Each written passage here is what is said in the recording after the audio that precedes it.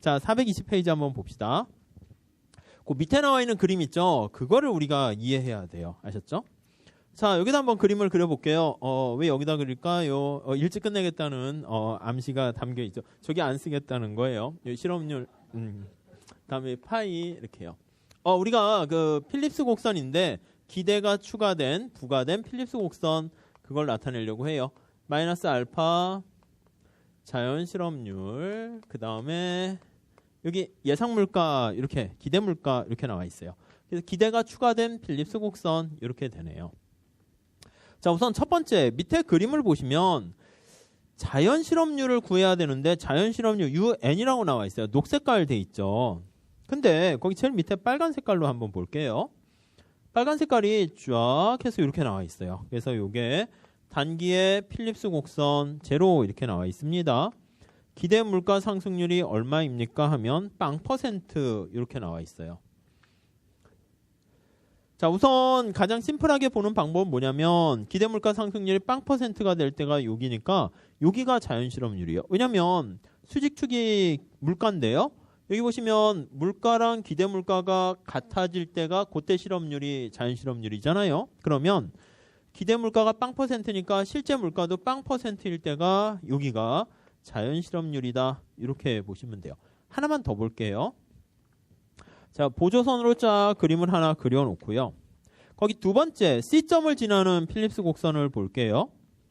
C점은 노란 색깔이니까 이걸로 합시다. 그래서 필립스 곡선이 이렇게 생겼습니다. 단기 필립스 곡선 이렇게 있는데 기대 물가가 몇 퍼센트입니까 하면 3% 이렇게 돼 있어요. 그렇죠. 자, 그러면 여기 보시면 여기에 여기 3% 되는 걸 찾으셔야 돼요.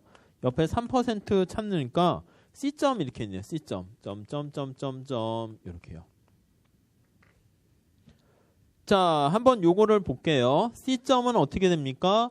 단기 필립스 곡선이 이렇게 우하향하는데 기대 물가가 3%인데 실제 물가도 3%, 그때 실험률이 자연 실험률이다. 이렇게 된다고요. 요게 그때 실험률 이렇게 되는 거죠. 자, 그러면 우리 B점 볼게요. B점 봅시다. B점을 생각하시면은 좀 나을 것 같아요. 자, 여기 한번 보시죠. 여기. 자, B점은 요 빨간 색깔 필립스 곡선상에 있어요. B점은 이렇게 쓸게요. B점은 자, 기대 물가는 몇 퍼센트인가요? 지금 빨간 색깔 위에 쓰니까 빵 퍼센트입니다. 기대 물가 상승률은 빵 퍼센트인데 실제 물가는 몇 퍼센트인가요? 얘는 빵 퍼센트고 실제 물가는 여기요. B점에서 실제 보면 여기 3%잖아요. 이거 실제라니까 실제. 그러니까 3%예요. 3%. 3%예요. 자, 그러면 이게 과소기대예요? 과다기대예요? 과소죠. 이거 더 작잖아요. 그래서 과소, 문제 풀 때는 이렇게 해서 과소, 과다 그걸 빨리 찾아야 돼요. 과속이 되면은 우리가 이제 노동자들이 착각을 해가지고 더 많이 생산을 많이 하게 되니까 완전 고용 국민소득보다 생산량이 더 증가하는 거예요. 그렇게 되면은 경제가 약간 과열된다라고 그랬죠. 그럼 실업률은 어떻게 되는 거냐면 실업률 자체가 자연 실업률보다 훨씬 더 호황이니까 작아지는 그런 결과를 초래하게 되네요. 그러니까 B점 보면 어떻게 돼요? B점일 때 기대 물가가 빵 퍼센트인데 실제는 3%인데 빵 퍼센트로 착각하고 있는 거예요. 그래서 3% 물가 수준에서는 여기 B점이라 하면 여기 이렇게 있어요.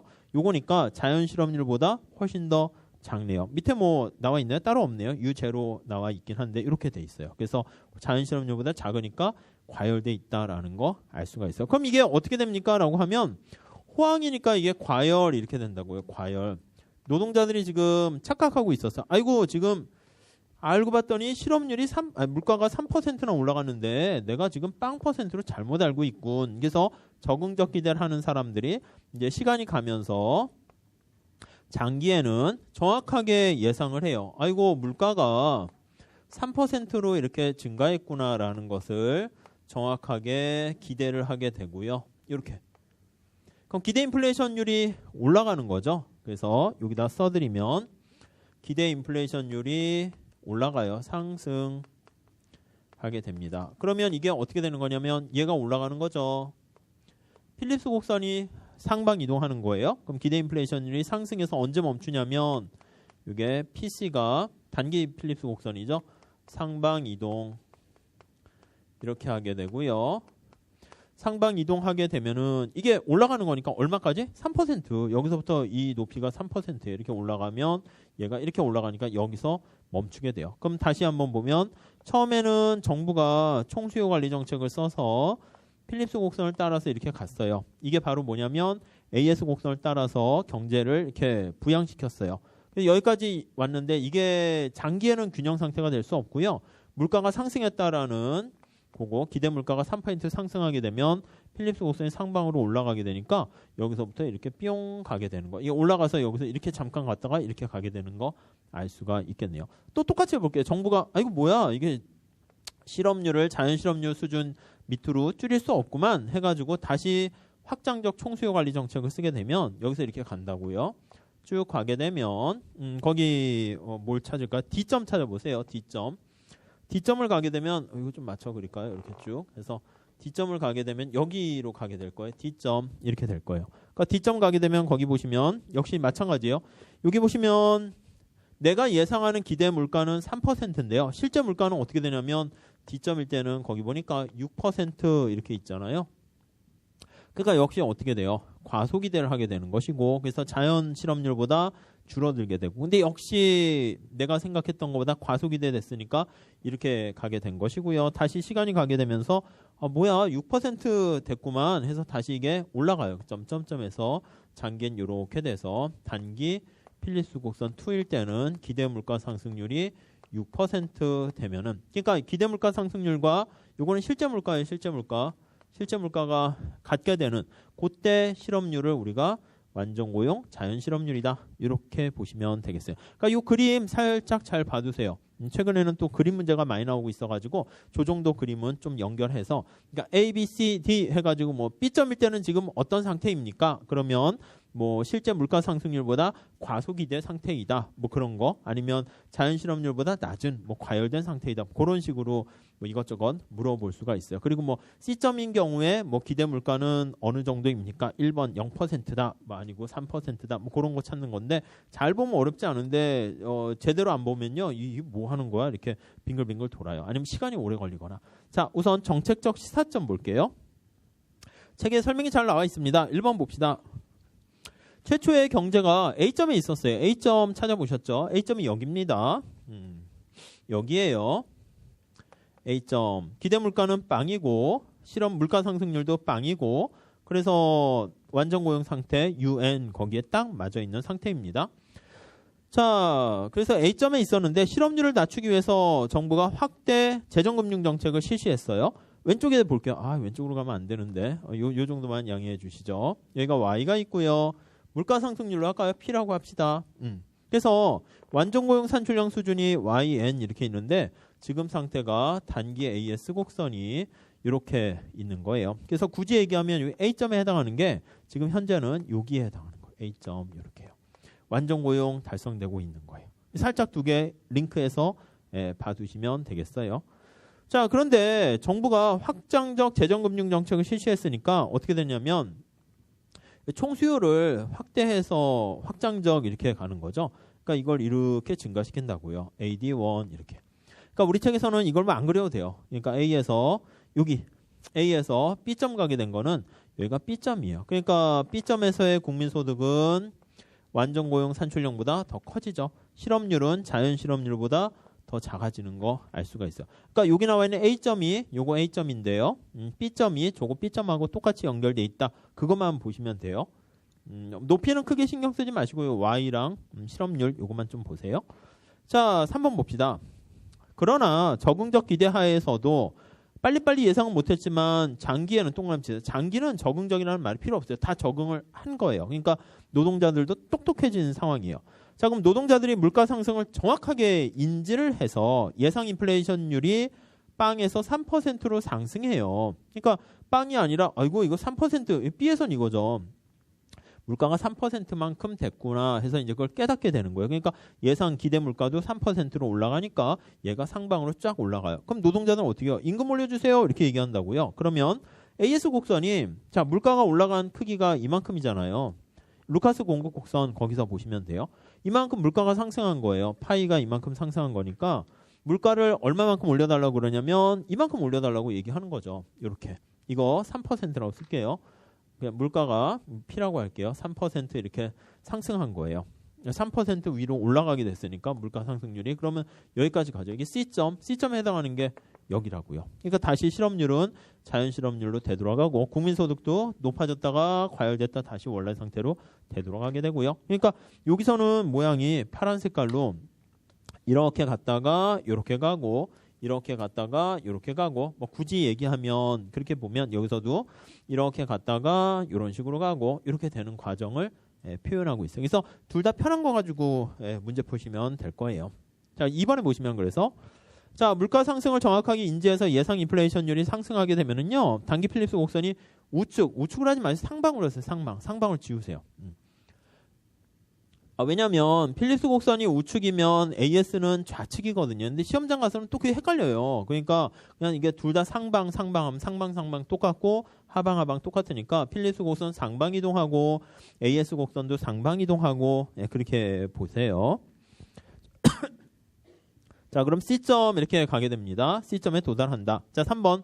이와 같이 실업률을 낮추기 위한 확대 재정 정책을 했을 때 단기에서는 몰라요. 단기에서는 정적 기대 가설 효과 있을지 모르겠지만 장기에는 동그라미 치세요.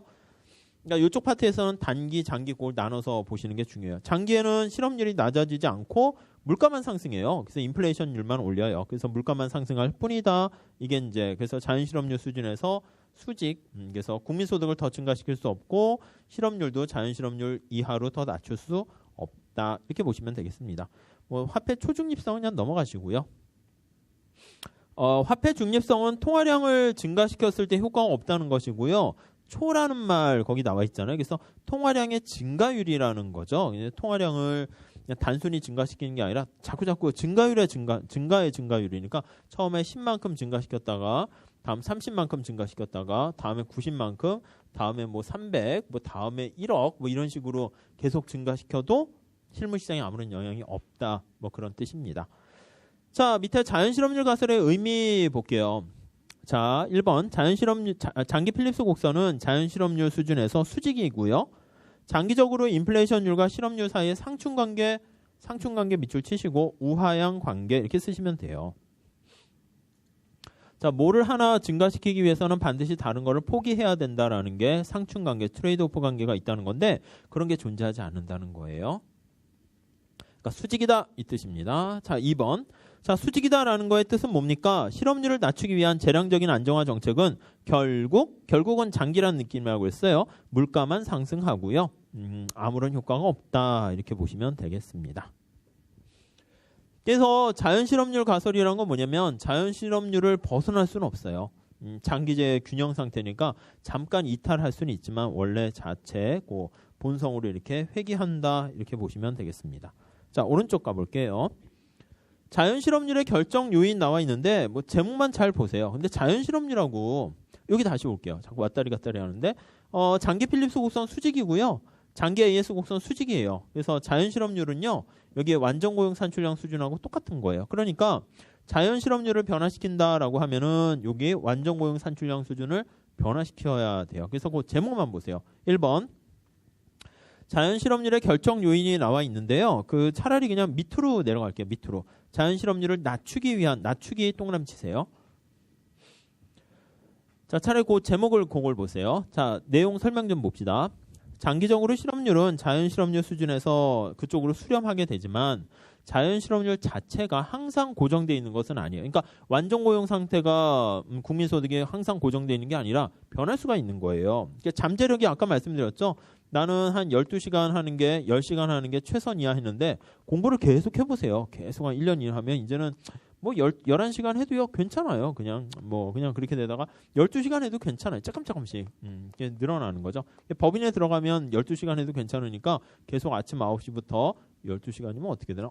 저녁 9시까지 계속 일을 해요. 그럼 이제 또 거기다 인이 배겨요. 그리고 어이구 일을 잘하네 해서 일감을 더 줘요. 그렇게 되면 9시에 가가지고 11시에 퇴근해도 괜찮아요. 14시간씩 공부해도 그냥 그러려니 해요. 그러더니 계속 일을 하다가 깨고닥 죽는 거죠. 그러니까 이게 아무튼 그래요. 이 몸이 망가지는 걸 잘 모르고 이제 그 개구리가 끓는 물에서 죽는 거랑 비슷해요. 그래서 강의하는 사람들에게서 늘상 다른 교수님들은 조심조심 하라고 이렇게 얘기하는 게, 물론 수업할 때는 잘 몰라요. 그러다가 이제 피곤한 게 쌓이다가 갑자기 휙 막 돌아가시고 막 이렇게 쓰러지고 그런 사람들이 또 많이 계세요. 그래서 아무튼 그래서 저는 이제 조용조용 수업, 판서를 위해서 많이 하는 거라니까요.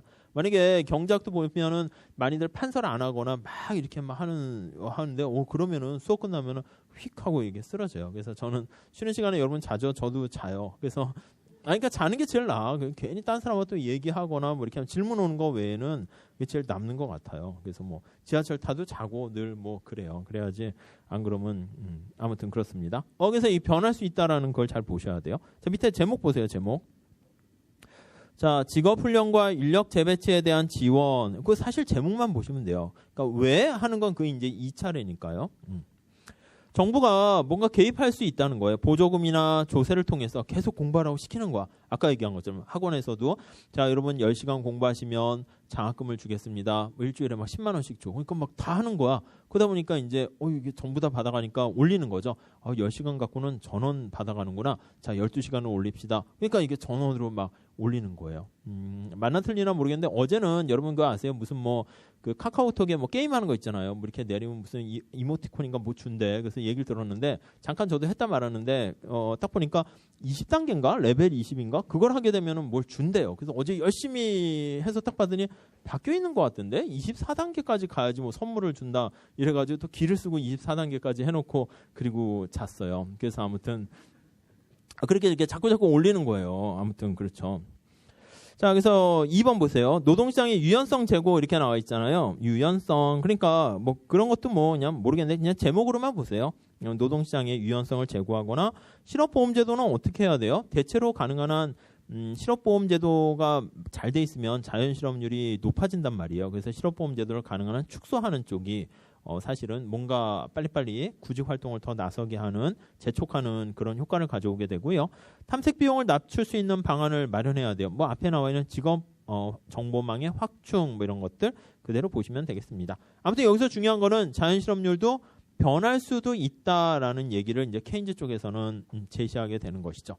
그래가지고요. 거기 보시면 그 422페이지 가보시면 이력가설 기억효과 중요해요. 그거 케인즈 옆에 K 크게 써놓으세요. 케인즈. 자, 우리가 이제 고전학파와 케인즈 학파의 대결이에요. 이렇게 케인즈 학파. 고전학파는 뭐냐면 완전고용 산출량 수준을 대표하는 게 자연실업률이에요. 야, 너 자연 알지? 그 자연실업률 수준에서 점차 회귀하게 될 거야. 이렇게 얘기를 하는 거예요. 근데 케인즈는 아니야. 자연실업률 자체도 변할 수 있어. 그게 바로 기억, 이력 효과, 히스테리시스 이런 식으로 얘기를 해요. 이력 현상 이렇게요. 이거는 뭐냐면 자연실업률은 고정되어 있다. 이렇게 생각하는 게 고전학파면 이거는 바로 뭐냐면 자연실업률은 이렇게 하는 것보다 자연실업률 수준은 이거는 변화가 가능 이렇게 얘기하네요. 그렇죠? 그러니까 아까 말씀드린 것처럼 요즘은 변화할 수도 있다. 이렇게 좀 보는 게 일반적인데 자 1번 보세요. 개념. 자, 실업률의 이력 현상이라는 것은 경기 침체로 인해서 실업률이 높아지잖아요. 그럼 일정 기간 유지가 되면 자연실업률 자체가 높아지는 그런 현상이 발생하게 되는 거예요. 그래서 2번에 보시면 그 이력이 남는다. 이력서라는 것도 마찬가지예요. 자신의 이력서는 어떤 충격이 딱 있게 되면 그 줄에 이렇게 자기 이름에 뭐 줄이 건다 아니면 이력 이런 거 있잖아요. 그게 그 충격이 장기적으로 낙인이 찍히는 거랑 똑같이 보시면 되겠습니다. 자, 이게 어떻게 됐냐면 유럽의 같은 경우에 있었어요. 1980년대 보면 실업률이 그때도 이제 대공황에 버금가는 것처럼 실업률이라 할게요. 실업률이 어떻게 되냐면 이게 자연실업률이 이런 식으로 돼 있을 거라고 예상을 했어요. 4, 5%. 실업률이 이렇게 높은 실업률이 계속 고공행진을 보이는 거예요. 이렇게. 그럼 이제 경기가 여기가 이제 실업률이 높으니까 불황 이렇게 되는 거잖아요. 근데 이제 어느 정도 불황이 해소가 됐어요. 그럼 다시 원래 상태로 되돌아와야죠. 사람이 슬펐다가 기뻤다가 뭐 정상 상태로 이렇게 되돌아와서 이렇게 여기 정상적인 자연 실업률 수준에서 이렇게 가야 되는데 가만히 보니까 한번 이게 높아진 실업률이요. 다시 이렇게 낮아지지 않고요. 계속 높아진 상태에서 그대로 유지된다는 거예요. 이게 낙인이 찍혀서 이게 한번 다시 이것도 변할 수 있다라는 것을 알게 되었고, 그래서 얘네들이 그 얘기를 제시한 거. 왜 그런가 보면은 그런 거 있잖아요, 여러분들. 그 취업 되는 사람은 또 되니까 계속 잘 되고요. 또 좋은데 그러니까 또 취업하는 것도 중요해요. 좋은데 취업하면은 거기서 경력을 쌓아서 나중에 경력직으로 갈 때 나 어디 뭐 좋은 컨설팅이나 좋은 뭐 삼성전자나 좋은 회사 다녔고 거기서 어떤 용역 같은 거 일을 내가 담당했다. 그럼 그걸 갖고 이제 헤드헌터나 이런 데 가가지고 여러분도 마찬가지예요. 회계사 되신 다음에 좋은 회계법인을 그러니까 처음엔 좀 들어가야죠. 들어가서 일을 막 해요. 굵직굵직한 거를 담당하게 되면 거기서 또 배우는 게 많아요. 그럼 여러분들이 법인에서 무슨 일 했습니까? 그럼 이제 내가 무슨 일 했냐도 중요하죠. 그러니까 그것도 뭐 한 6개월 잠깐 했다라는 것보다 한 최소한 2, 3년 이렇게 하면 그쪽 분야 전문가구나. 이렇게 되면 거기서 또 좋은데 또 취업하게 되고 계속 좋은데 이렇게 되는 거죠. 그러니까 만약에 회계사가 됐는데 법인에 잘 못 들어갔어요. 그래서 혼자 어떻게 하다가 1, 2년 뭐 하다가 그냥 뭐 이렇게 뭐 다른 거 뭐 할까 하다가 계속 그걸 활용 못하면 회계사인데 어떤 일을 했습니까? 그럼 아니 뭐 회계사인데 특별히 한 일이 없습니다. 그럼 이게 계속 또 이렇게 같은 회계사지만 또 길이 이렇게 좀 달라지게 되는 거예요. 그래서 거기 나와 있는 것처럼 노동자가 숙련도가 상실돼요. 그러니까 세상이 빠르게 변하잖아요. 빠르게 변하는데 1번 경기 침체로 인해서 실업이 발생했어요. 근데 실업 상태에 놓인 사람들은 그걸 자꾸 직장을 다니면서 또 재교육을 받고 따라잡아야 되는데 숙련도가 낮아지게 되면 그런 새로운 기술을 배울 수 있는 기회가 자꾸 없어진단 말이에요. 그렇게 되면은 나중에 취업하려고 그러는데 내가 할 줄 아는 게 옛날에 할 줄 알았던 게 지금은 별 쓸모가 없게 되면 노동 생산성 떨어지고 취업도 힘들어지고 이게 약간 낙인론이 찍히게 되는 거죠. 2번 볼게요. 근로에 대한 태도 변화. 그래서 1번에 보시면 실업자로 상당 기간 계속 지니게 되면요. 근로 태도 자체가 거기 2번에 동그라미 2번에 의욕 상실 이거에 밑줄 치세요. 그러니까 그 일을 하면 뭐해? 그냥 편안한 거에 안주하려는 사실 그것도 행복을 찾는 하나의 방법이긴 하겠지만은 사실 뭐 좀 이렇게 일을 안 하는 거에 계속 안주하게 될 뭐 그렇게 취업을 하지 않으려는 성향이 생긴다. 뭐 보시면 되겠고 다음 3번. 자, 스티그마라고 했는데 시그널링이에요. 낙인 효과예요. 그래서 만약에 보통 학생들이 졸업했는데 졸업을 유예하는 경우 있잖아요. 그래서 졸업했는데 1년, 2년 지났는데 딴 데 취업 못했다 그러면 회사에서 꼭 물어봐요. 아니, 졸업한 지 2년 지났는데 뭐 하셨어요? 이렇게 되면은 그걸 자기가 설명을 해야 돼. 뭔가 자기를 더 발전시킨 경험을 자기는 겪게 되었다. 이렇게 해야 되는데 특별히 그런 게 없잖아요. 저 회계사 준비했는데요. 그러면 또 물어봐. 아니 왜 계속하지 않았어요? 또 자꾸만 이렇게 하면은 짜증나게 막 하다가 거기서 욱하면 또 면접에서 떨어지거든요. 그러니까 또 거기 있는 사람들은 회계사가 아니란 말이야. 일반 취업할 때. 근데 회계사 했어요라고 하면은 거기에 또 어떻게 보면 열등의식은 아니고 뭔가 그래 뭐 너 왜 끝까지 하지 왜 이랬냐 자꾸 안 입고게 이렇게 또 질문하게 되면 괜히 그렇게 되거든요. 그러니까 뭐 만약에 시험을 공부하시면 끝까지 딱 붙으시는 게 제일 좋고요. 안 붙었으면 그냥 회계사 공부했다는 걸 밝히지 않는 게 제일 나아요. 그래야지 나중에 취업을 했는데 지난번에 말씀드린 것처럼 이거 재무제표 뭐 이렇게 해야 되는데 이거 세법 이거 누가 아나 잘 몰라. 과장도 모르고 다 모르는데 제가 찾아보니까 알고 뭐 이렇게 하면 그래 그때는 이제 고맙죠. 그래 어떻게 알았지? 하면서 이렇게 막 제가 경영학과 좀 수업을 들었습니다. 그렇게 얘기하지. 제가 옛날에 회계사 준비했거든요. 이렇게 하면 또 안 좋아요. 그러니까 회계사도 아닌데 회계사급의 버금가게 잘하네. 그러다 뭐 세법, 그러다 경영 얘기를 좀 하는데 조직 인력 관리하는데 경영학 하시잖아요. 그것도 그냥 학교에서 수업을 경영학과 학생들처럼 이렇게 수업을 들으면 좀 남는 게 별로 없어요. 그냥 뭐 조별 과제만 잔뜩 한 거밖에 생각 안 나요. 근데 여러분들 시험 때문에 암기해야 되잖아. 뭐 사람 이름, 학자 이름도 외우고 막 이렇게 되면은 그게 머리에 남는다니까. 그게 무슨 이론에 따르면 뭐 어쩌고. 너무 세게 얘기하면 안 돼요. 되게 재수 없어지니까 겸손하게 뭐가 보니까 검색해 보니까 나오네요. 그러니까 알아야지 그것도 검색을 빨리 하죠. 경제 해가지고 무슨 막 경제 침체될 때 야 이거 주가랑 부동산 이거 집값 우리 회사 어떻게 해야 돼? 근데 살짝 뭐 어떻게 되겠는데요? 뭐 좀 얘기하면 아니 어떻게 알지? 상법 뭐 법 얘기하는데 그것도 아니 넌 정체가 뭐야? 이렇게 하면은 이제 그렇게 물어보지도 않고요. 뭐 이렇게 다방면으로 우수한 직원이 우리 회사에 왔군. 뭐 이렇게 되는 거죠. 아무튼 그러니까 이제 그 익숙해지는 거, 그 익숙해지는 게 무서운 건데 여러분들 빨리 그냥 수험생 생활에 익숙해져야 된다고 제가 계속 말씀하고 있잖아요. 그래서 오히려 밖에 나가고 공부 안 하는 게 뭔가 불편하도록 이렇게 되셔야 돼요. 아셨죠? 저도 그런데 이제 사실 강의가 없는 날이면 행복하고 해야 되는데 어떻게 보면 뭘 해야 될지 모르겠어요. 강의가 없네 오늘은. 그럼 뭘 해야 되지? 뭐 애매해요. 그래서 강의 있는 게 차라리 더 편해요. 아무튼 그렇습니다. 낙인 효과 보시면 되겠고, 그래서 2번에 한번 보세요. 1번도 한번 보세요. 경기 침체가 됐어요. 누구를 자를까라고 하면은요. 생산성이 낮은 노동자부터 해고하게 되는데 이게 자꾸 잘렸다라는 개념이 내가 능력을 인정받아서 스카웃됐다는 게 아니라 해고됐다라는 느낌은 아예 뭐 뭔가 조직 생활에 잘 못하니까 잘렸나 보다 이렇게 돼서 거의 끝에 신호라는 말이 있죠. 신호 역할을 하게 되니까 좋지가 않네요. 다음 4번에 보시면 내부자 외부자 모형 이렇게 나와 있어요. 그래서 실업이 많이 발생하게 되면 그 나중에 뒤에 할 건데 내부자가 뭐냐면 취업자라고 책에 나와 있는데 뭐 뒤에도 나올 거예요. 근데 취업자라기보다는 노조 가입자예요. 그러니까 취업했던 사람들의 규모가 작게 되면은 저쪽 실업 상태에 있는 사람들이 많게 되니까 당연히 취업하기는 더 어렵게 되겠죠. 자, 이력 가설의 의미 한번 볼게요. 자, 요 상태를 만약에 그림으로 그리게 되면 요거요. 살짝 볼게요. 필립스 곡선 볼게요. 실업률, 물가상승률 이렇게 나와 있어요. 자, 처음에 단기 필립스 곡선 저쪽에 왼쪽에 그렸는데 이런 식으로 그렸어요. 그래서 여기가 A점이었다가 이 B점으로 가요. B점으로 이렇게 갔는데 사람들이 기대가 변하게 된다고 그랬죠. 변하게 되면은 원래는 요걸 따라서 이렇게 가야 되는 거예요. 근데 기대 물가가 원래는 여기까지 이렇게 상승해야 되는데 여기까지 상승하지 않고요. 스토리 자체는 이런 거야. 여기까지 안 가고 여기까지만 이렇게 상승하게 되는 거예요. 그래서 어떻게 되냐면 원래 이제 장기 필립스 곡선 자체는요. 원래는 여기서부터 여기까지 가가지고 다시 원래 수직이 돼야 되는데 이게 이렇게 올라갔다가 원래 상태로 가지 못하고요. 그러다 보니까 이게 장기 필립스 곡선도 우하향한다. 예, 이렇게 보시면 되겠어요. 그러니까 이거 따로 그리지는 않을게요. 약간 주관식용이어가지고.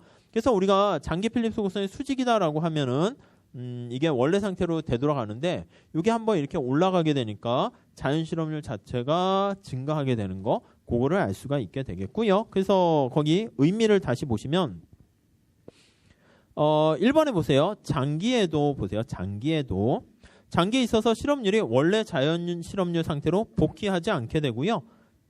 자, 그럼 2번 다시 볼게요.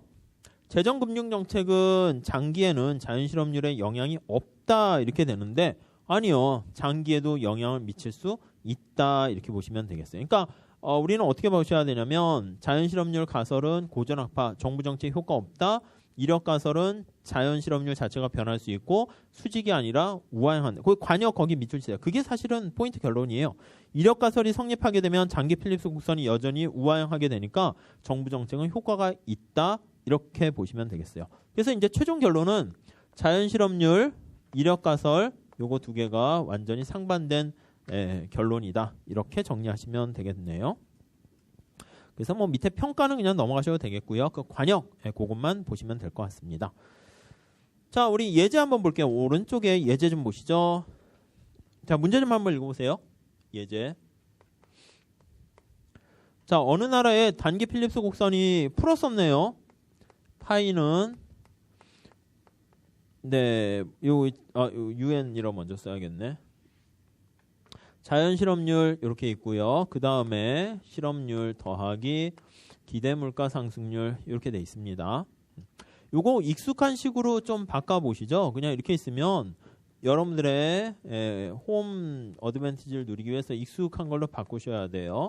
그러면 요거 마이너스 붙여서 마이너스 1인가 봐요. 알파가. 그래서 U 마이너스 UN 플러스 파이 2 이렇게 그냥 쓴 거예요. 이렇게 하면 좀 익숙한데 이렇게 되면 또 안 익숙하거든요. 근데 이렇게 그냥 바꾸시면 될 것 같고요. 자, 주어진 값들을 대입해 볼게요. 자, 기대물가 상승률 얼마입니까? 5%예요. 5%. 문제도 늘 이렇게 푸셔야 돼요. 원래 일반적인 식 써놓으시고 주어진 값 대입하시고 뭘 묻는가 그걸 찾아가시면 돼요. 다음에 이 실업률이 2%네요. 2%. 물가 상승률이 7.5% 이렇게 있습니다. 자, 이랬을 때 이 나라의 자연 실업률을 구하세요. 그러니까 요 식에다 그냥 대입하는 거다. 이렇게 보시면 되겠습니다. 뭐 그렇게 보시죠. 그러니까 여기다 대입해서 해설도 돼 있는데 이렇게 바꿔서 하세요. 요 식에 그냥 익숙하게 보시는 게 좀 더 좋을 것 같습니다. 자, 다음에 423페이지 가보시면 합리적 기대랑 그 필립스 곡선 이렇게 할게요. 자, 우리가 이제 필립스 곡선 얘기할 때는 우리가 저 앞에 자연실업률 가설할 때 요 기대를 프리드만 펠프스는 적응적 기대 했는데 요거를 이용 가능한 한 모든 정보를 사용하는 합리적 기대를 같이 여기다가 덧붙여서 설명을 하겠다. 요거예요. 그냥 큰 임플리케이션은 있지는 않아요. 자, 1번 볼게요. 자, 프리드만 자연실업률 같이 연결하세요. 프리드만 자연실업률 적응적 기대 똑같은 말이에요. 동의어로 보세요. 동의어 아셨죠? 그러니까 문제 읽다가 프리드만 했는데 막 합리적 기대 그러면 무조건 틀린 거예요. 그러니까 자연실업률 그리고 적응적 기대. 2번 볼게요. 그런데 중앙은행이 통화량의 대폭적인 증가를 사전에 발표하더라도 사전 동그라미 치세요. 자, 내년부터는 이렇게 하겠습니다 라고 얘기했어요. 근데 적응적 기대는 과거의 인플레이션율만 고려해요. 과거의 정보만 고려하는 거예요. 그러니까 버스를 탔어요. 아이고 카레이서 운전사네. 그러니까 20분 빨리 가겠다. 이렇게만 생각하는 거예요. 중간에 차가 막히고 이런 실시간으로 그거를 반영하지 못하고 있네요. 근데 3번에 합리적 기대라는 것은 자, 밑줄 치셔야죠. 이용 가능한 한 모든 정보를 다 사용하는 거예요. 그래서 all available 한 정보를 다 사용해서 다음 기회의 인플레이션율을 예상함으로 자, 밑줄 치시고 체계적인 오차가 발생하지 않네요. 그러니까 적응적 기대는 체계적인 과거 정보만 사용하니까 우리 기대 파트에서 봤어요. 체계적 오차가 발생하는데 얘는 체계적인 오차는 발생 안 해요. 근데 예측 오차는 발생해요. 그러니까 앞에 수식어가 중요해요. 체계적인 시스테미컬한 오차는 없어요. 이거는 없는데 근데 but 이용 가능한 한 모든 정보 안에 정보가 들어가 있지 못하면 완전 예측은 아니에요. 그래서 예측 오차는 발생할 수 있다. 이렇게 보시면 될 것 같네요. 예측 오차는 발생하는데 그게 체계적으로 그러니까 이 오차는 평균적으로 제로다. 뭐 그런 식으로 보시면 되겠습니다. 자, 그래서 거기 나와 있죠. 4번에 함적 기대를 이용하게 되면 예측 오차는 평균적으로 빵. 그러니까 오차는 발생하지만 기대치는 평균적으로는 빵이고요. 그래서 체계적인 오차가 발생하는 것은 아니에요. 다음 5번 볼게요. 자, 식은 이거랑 똑같은데 요 기대하는 방식이 적응적이 아니라 합리적이다라고 생각하시면 돼요. 그래서 합리적 기대를 하게 되면은 우리가 이제 어떻게 했습니까? 라고 하면 예측했는가 예측하지 않았는가 그걸로 봐야 된다고 그랬어요. 예측 여기요. 이게 만약에 적응적 기대다라고 하면 적응적 기대를 반영하게 되면 프리드만의 이거는 단기에는 어떻고 장기에는 수직이라서 아무 효과 없다. 단기, 장기 이래야 되는데 합리적 기대를 하게 되면 예측을 했느냐 예측을 하지 못했느냐 이렇게 끌고 가게 돼요. 예측을 하게 되면 설사 비록 단기일지라도 예측 가능하기 때문에 정보가 다 반영돼서 충격이 아무 효과 없어요. 그래서 이때는 단기에도 효과가 무력하고요. 장기에는 당연히 무력하고요. 나중에 뒤에 뭐 문제 풀면서 많이 보게 될 거예요. 근데 예측하지 못했어요. 그러니까 내가 이용 가능한 한 모든 정보를 썼는데 어떤 정부 정책을 예측하지 못하면 그거는 잠깐 단기에 일시적으로만 효과를 보게 되고요. 장기에는 어떻게 해요? 장기에 효과 없어요. 장기에는 무력하다. 이렇게 보시면 될 것 같습니다. 그러니까 어떤 한 명을 그냥 잠깐 속이는 거는 가능한데 엄청나게 많은 사람을 잠깐 속이기는 좀 어렵고요. 한 명을 잠깐은 몰라도 한 명을 영원히 속이거나 뭐 이런 건 좀 어렵다. 아무튼 뭐 그런 거랑 비슷한 얘기라고 보시면 되겠어요. 다음 6번에 볼게요. 그래서 사람들이 자 합리적 기대일 때는 예측했느냐가 중요해요. 물가 예상이 정확한 경우 거기에 포인트를 가져가셔야 돼요. 그럼 단기에도 수직이다, 단기에도 효과 없다 이렇게 끌고 가시면 되겠어요. 자, 여기서 7번 다시 한번 볼게요. 지금 똑같은 얘기가 거기 있습니다. 그러므로 예상치 못한 경우에는 요거요. 예상치 못한 경우에는 단기에는 일시적으로 영향을 미칠 수 있지만 예상된 경우에는 단기에도 그때는 예상했으니까 효과가 없다. 이렇게 끌고 가게 될 거예요. 효과 없다는 것은 국민소득을 증가시키는 효과가 없다는 것이고요. 물가만 상승한다. 이렇게 정리하시면 되겠어요. 다음 넘어갈게요.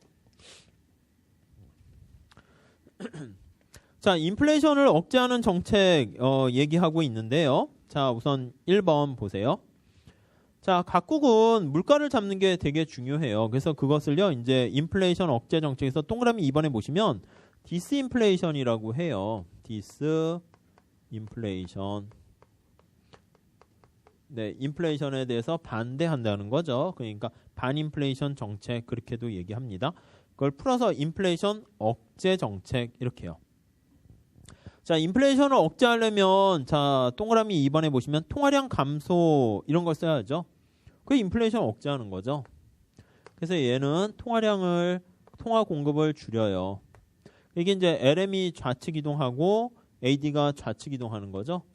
LM이 좌측, AD가 좌측 이렇게 된다고요. 그러니까 경기를 약간 워하고 이렇게 화내는 걸 이렇게 과열된 거를 떨어뜨리는 거예요. 자, 근데 이렇게 인플레이션 낮추면 어떻습니까? 하는데 3번에 보시면 많은 나라가 인플레이션 억제 정책을 실제 잘 못하게 되는 건 뭐냐면 인플레이션을 잡다 보면 실업률이 증가하는 그런 문제가 발생하게 된다고요. 국민소득이 줄어들게 돼요. 그래서 4번에 보시면 희생 비율이란 인플레이션율을 1% 낮출 때 감수해야 하는 연간 GDP Y가 얼마나 줄어드는가 그거를 나타내요. 그래서 5번에 보시면 인플레이션 억제를 실시함에 따라 가장 큰 관심사는 바로 뭐냐면 이 희생 비율, 희생이라는 건 국민소득이 줄어드는데 그거를 얼마나 줄일 수 있는가 그게 관심사다 이렇게 보시면 되겠습니다. 여기 살짝 한번 볼게요. 거기요 보시면 요거를 우리가 그림 하나 그려놓으세요. 이것도 이제 산발이 해서 제가 그냥 이름을 붙였는데 물가 상승률이고요. 그 다음에 여기 Y라고 할까요? 여기 U라고 합시다. U 이렇게 실업률 이렇게 있고요. 괜히 앞에 비웠네요. 후회가 되고 있어요. 그래서 알게 모르게 수업을 하다 보니까 시간이 50분 되면은 쉬어야지 해서 이렇게 목이 잠겨요. 그리고 칠판도 알게 모르게 그러니까 딱 들어오면은 이미지가 저기서부터 여기까지가 딱 이렇게 딱 측정이 되니까 그게 중간부터 쓰잖아요. 머리에 각인된 거는 저 끝에가 또 남아요. 그래서 다시 또 써야 될 것 같은데 아무튼 뭐 그래요. 미리 이 구석에서 계속 놓을 수는 없잖아요. 자, 여기 한번 보세요. 얘와 얘와의 관계가 뭡니까? 라고 하면 이게 뭐예요? 이게 필립스 곡선. 그렇죠? 그래서 이게 PC라고 쓸게요. 필립스 거부 이렇게 보시면 돼요. 나중에 그 객관식 되고 계산 문제 할 때 희생 비율 찾는 거 문제 기출 문제 몇 개 있거든요. 그거 할 때 요거 아시면은 좀 쉽게 풀려요. 자, 얘와 얘와의 관계는 뭘까요? 이거 AS 곡선. 이게 P잖아요. P. AS. 그렇죠? 그래서 우리가 AS랑 필립스 곡선은 똑같은 거예요. 표현을 어떻게 했느냐 그거만 차이가 나고요. 얘와 얘와의 관계를 나타내는 게 이게 오쿤의 법칙이다 이렇게 보시면 되겠어요. 오쿤의 법칙을 사용하게 되면 필립스 곡선을 AS 곡선으로 바꿀 수 있고 AS를 필립스 곡선으로 이렇게 바꿀 수 있어요. 그래서 이 산발이 관계 이렇게 잘 보시면 되겠어요. 이게 뭐 이제 세법 산발이 그걸 써먹게 되던데 아무튼 뭐 그래요. 질문 있으면 세법 산발이 막 이렇게 질문 막 올리세요. 그럼 대부분 양소영 회계사가 답변을 해요. 김문천 선생은 좀 약간 바쁜 건 아니에요. 게으른 것 같은데 아무튼 그래가지고 약간 그래요. 그래서 양소영 회계사는 이렇게 자기가 막 답변 다 달고 근데 애들은 와서 고맙습니다 하는데 또 김문천 선생한테 고맙습니다 해가지고 답은 내가 다 다는데 다 막 하고 막 달면서도 막 섭섭해하고 막 그러더라고요. 아무튼 이거 산발이에요. 산발이. 이거 잘 보세요. 잘. 그래서 밑에 예제는 조금 뭐 그냥 좀 더 자세한 거 기출해서 볼 거니까 요거 그냥 X 하시고 보지 마세요. 자, 희생 비율은 뭐냐면 이거요. 물가를 잡는 거잖아요. 이걸 잡으려고 하는 거예요. 그러면 그때 실업률은 당연히 증가하죠. 실업률 증가하면 국민소득은 당연히 이게 줄어든단 말이에요. 근데 여기서 오쿤의 법칙을 이용해서 인플레이션을 잡을 때 요거 있죠. 국민소득을 얼마나 포기해야 되는가. 요거 있죠. 요걸 우리가 희생 비율이다. 이렇게 나타낸다고요. 그러니까 물가를 1% 잡기 위해서 인플레이션을 1% 낮추기 위해서 실질 GDP가 얼마나 감소해야 되는가. 거의 박스에 보시면 나와 있죠. 실질 GDP의 감소율 해가지고 뭐와 뭐와의 관계인가 그것만 보시면 돼요. 그러니까 뭐 암기하지 마세요. 시험 문제에서 뭐 희생 비율이란 인플레이션 1% 감소할 때 실업률이 얼마나 증가하는 걸 나타낸다. 그런 좀 약간 그런 문제는 좀 나오진 않아요. 그러니까 요걸 물어보는 거 이렇게 보시면 되겠습니다. 자, 다시 이쪽으로 갈게요. 어쩔 수 없네요. 써야죠. 자, 거기 보시면 점진주의 정책과 급진주의 정책이 나와 있는데요. 자, 그림이 있어요. 그래서 다시 크게 그립니다. 더 이상 안 쓰려고요.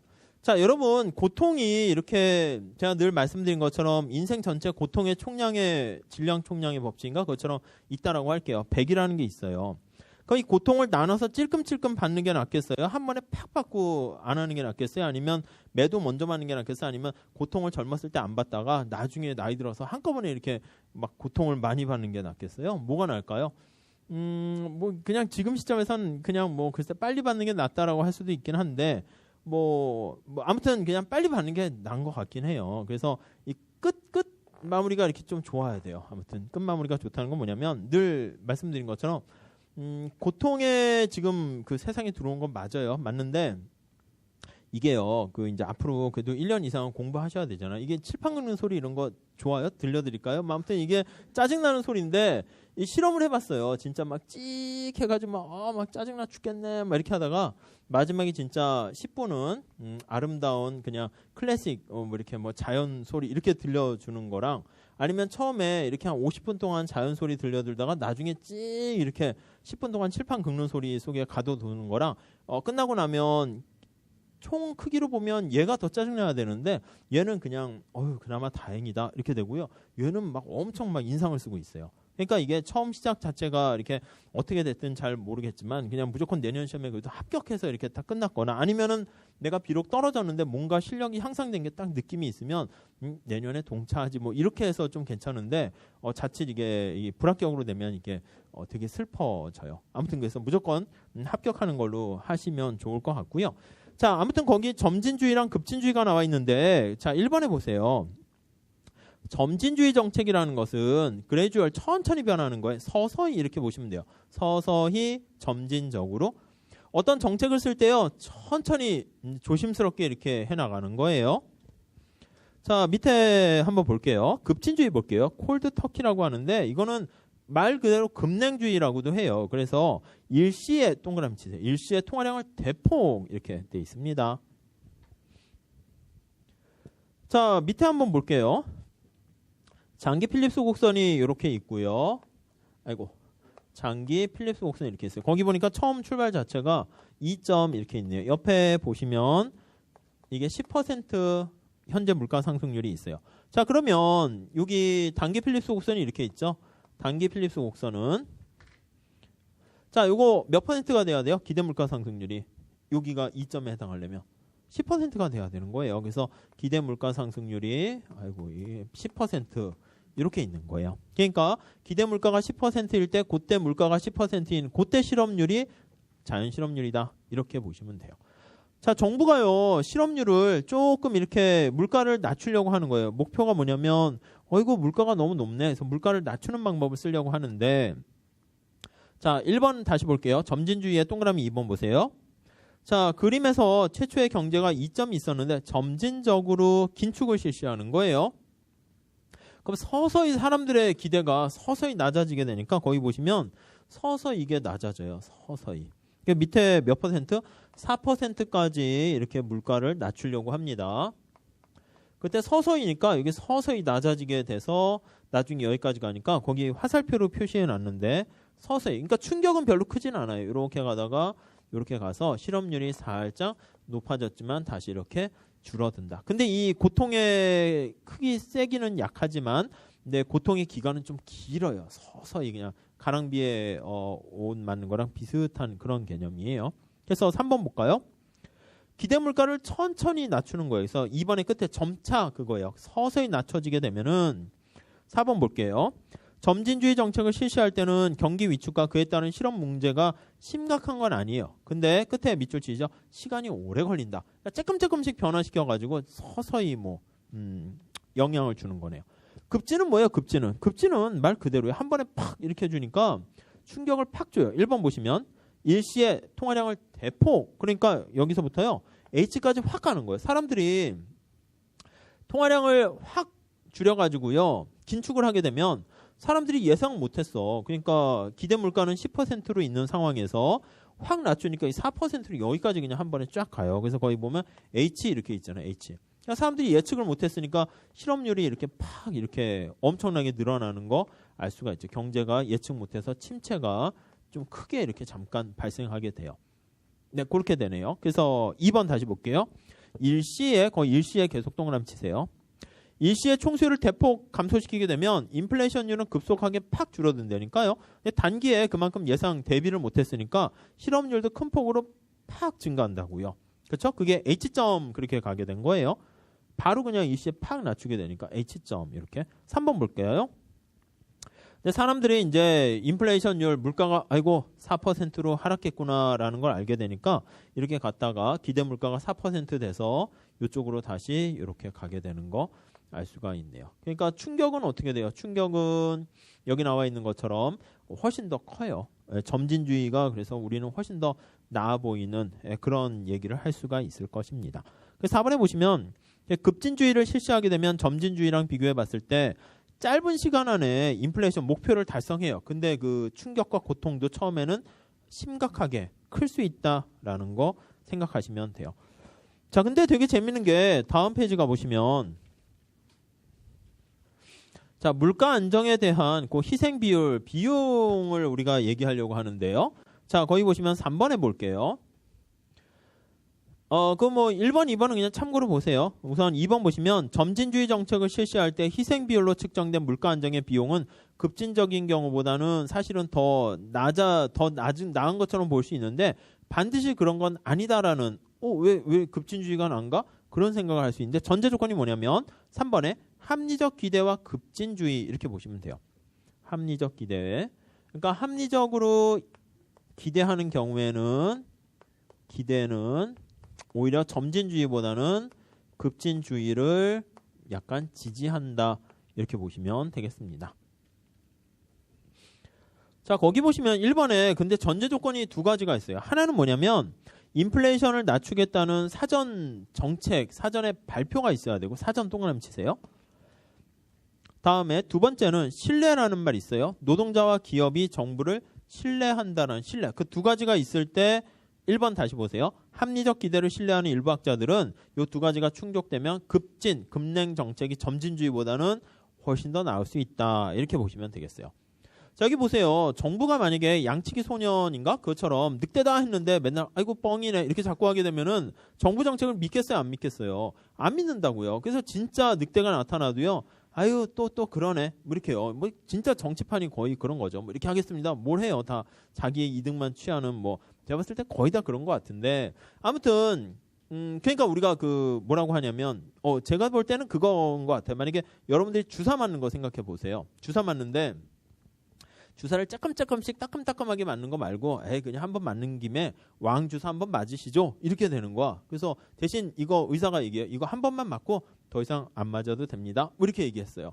그리고 또 이제 간호사가 주사를 놓는데 알려줘요. 자, 이거 한 번만 꾹 참으세요. 이 뽑는 거랑 비슷하게. 그리고 주사 들어갑니다 하면 사람들이 미리 예상을 하잖아요. 그래서 뭐 이렇게 엉덩이를 치기도 하고 애들한테는 그렇게 하게 되면은 이제 들어오는구나 이렇게 예상하면서 잠깐 따끔한 다음에 딱 해주면 이제 그거만 딱 잠깐 참게 되면은 그다음 고통을 한 번에 끝나고 그다음부터 평안하니까 그게 훨씬 낫죠. 물론 그런데 의사가 아이고 이거 뻥이었어요. 한 번 더 이렇게 되면은 뭐야 해서 그런 거 싫어하겠지만 만약에 고통의 전체 총량이 있으면은 찔끔찔끔 이렇게 뭐 그냥 띠 해서 그냥 평생 이렇게 갖고 가는 것보다 그냥 한번 그냥 고통 힘들 때 딱 하고 그다음 고통 안 받는 게 훨씬 더 낫죠. 그래서 합리적 기대를 할 때는 여기 나와 있는 급진주의가 거기 더 이상 번복 안 하고 또 정부가 만약에 자 여러분 인플레이션 너무 높으니까 인플레이션을 좀 낮춰야 되겠습니다. 그래서 통화량을 이렇게 회수를 해야 될 텐데 그때 잠깐 고통이라는 침체 실업률이 높아질 수는 있는데요.